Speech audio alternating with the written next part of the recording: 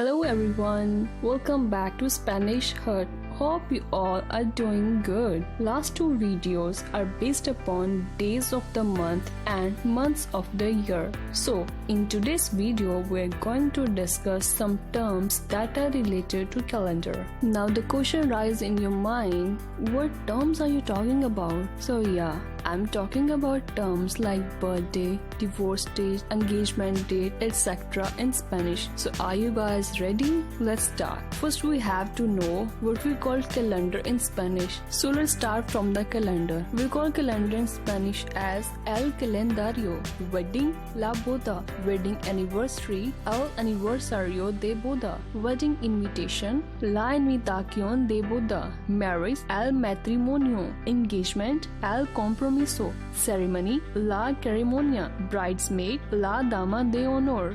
Honeymoon, la luna de miel. Birthday, el cumpleaños. Birth, el nacimiento. Death, la muerta. Festival, holiday or party we call in Spanish as la fiesta. Greeting card, la tarjeta de felicitación. Bonfire, la hoguera. Gift or present, el regalo. Divorce, el divorcio. Funeral, el funeral. Spring, la primavera. Summer, el verano.